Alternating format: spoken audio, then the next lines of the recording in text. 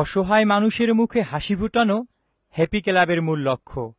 আমরা এবার পটুয়াখালী শহর থেকে একটু দূরে নদীর ওপারে লাউকাঠি ইউনিয়নের বড় আবাসনে আমরা একটি স্কুল পরিচালনার উদ্যোগ গ্রহণ করলাম, যেখানে সুবিধাবঞ্চিত শিশুদের পাঠ্যদান করা হবে। এই আবাসনে ৩০০টি পরিবার আছে। এখানের অনেক শিশুরা স্কুলে যায় কিন্তু প্রাইভেট পড়তে পারে না, শিক্ষা উপকরণ কিনতে পারে না, স্কুলে যায় না, দিনের বেলা কাজের সাথে জড়িত থাকে, তাই স্কুলে যেতেও পারে না। এই সকল সুবিধাবঞ্চিত শিশুদের নিয়ে আমাদের কর্মপরিকল্পনা। আমরা এখানে একজন শিক্ষক নিয়োগ দিয়েছি, যে কিনা এইখানেই থাকে।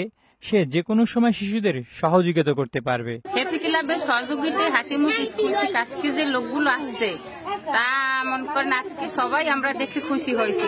তবে আমাদের এই ৩০০ ঘরের ভিতরে অনেক ছেলে মেয়ে আছে যারা স্কুলে যায় অথবা যায় না। তারা মনে করেন গরিব অবস্থায় প্রাইভেট পড়তে পারে না, তাদের সহযোগিতা নেব। তাছাড়া যারা পড়তে মোটেই পারে না তাদের থেকে স্বর্ণবর্ণ ব্যঞ্জনবর্ণ এবং ওই পড়াগুলো ভালো মতো তাদের সুশিক্ষিত করে তুলব। আজ জাতীয় সঙ্গীতের মাধ্যমে স্কুলের কার্যক্রম শুরু হয়।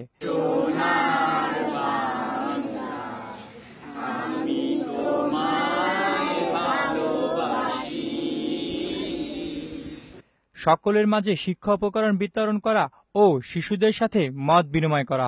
এই তোমার নাম কি? নাহিদ। আচ্ছা, তুমি যে কাগজ কলম পাইছো তোমার কেমন লাগতেছে? ভালো লাগতেছে। তুমি কি এখানে প্রতিদিন আসবা ক্লাস করতে? জি। তাসমিয়া, হ্যাপি ক্লাবের হাসি মুখের স্কুলের পক্ষ থেকে যে তুমি আজকে শিক্ষা সামগ্রী পেয়েছো, তুমি কি খুশি?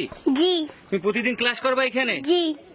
আজকে আমরা হ্যাপি ক্লাবের সহযোগিতায় তাদের মাঝে এসেছি যারা স্কুলে না যায় তাদেরকে স্কুলে যাওয়ার জন্য অনুপ্রাণিত করার জন্য, এবং যারা স্কুলে যায় অথচ প্রাইভেট পড়তে পারে না, যারা বাসায় ভালো পড়াশোনার সুযোগ সুবিধা পায় না, তাদের সহযোগিতা করার জন্য। আমাদের এই হ্যাপি ক্লাবের এডমিনরা আমাদের পাশে দাঁড়িয়ে আছে। আমাদের হ্যাপি ক্লাবের এডমিনদের পক্ষ থেকে আমি একটি কথা সবার কাছে বলতে চাই, আপনারা আপনাদের চারপাশে মানুষদের নিয়ে একটু চিন্তা করেন। আপনার চারপাশে দেখবেন অনেক কষ্টে অসহায় অনেক মানুষ আছে যারা পড়াশোনা করতে পারে না, যারা কষ্টে আছে, জীবনযাপন করতেছে, তাদের পাশে গিয়ে আপনি দাঁড়ান। এভাবেই সকলের সহযোগিতায় এগিয়ে যাবে আমার প্রিয় বাংলাদেশ।